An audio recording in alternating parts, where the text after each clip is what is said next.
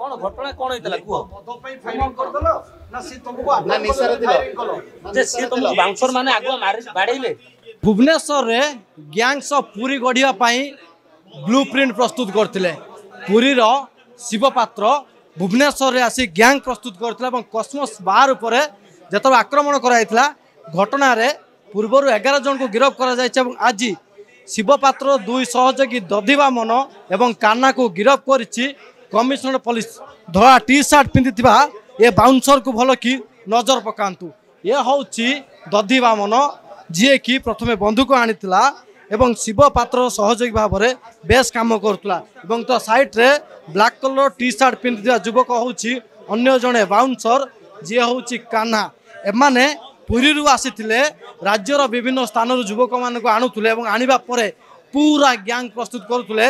राजधानी भुवनेश्वर रे अपराध घटाउले भयभीत करुले और टंका मध्य आदाय करुले।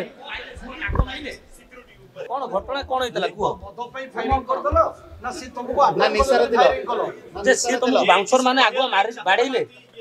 निश्चित भाव में आपड़ जानिथिबे चोर मुह टाण कहीं बर्तमान से मुह खोलु ना पुलिस कस्टडी भीतर अच्छा दधि और आर भीतर जितेबाला 2 दिन पूर्वर राति 12टा समय कस्मस बार बंद कराइला से भयभीत करते कस्मस बार खोलने कहवा जो बार बाउंसर मना करते न खोलने से समय बार उपर को से टेका पथर माड़ करते सका समय अर्थात भोर भोर शिवर अन्य सहयोगी मान को डाकी सीधा बंधुक आनीला और जड़े बाउंसर उपर को मारणात्मक आक्रमण करता 5 राउंड गुली फुटाई 2 राउंड गुली ता देह में बाजिला। बर्तमान ए घटना मोट 13 जन को गिरफ कर पुलिस और आर भितर पुरीर जे शिव पात्र से बर्तमान फेरार अच्छी कहुचे। शिव जो बाउंसर मान रही अन्य जिलार युवक मान को आनी राजधानी रे गैंग्स ऑफ पुरी गढ़ा पूरा प्लान करता अपराध घटब अपराध साम्राज्यर बादशाह बनब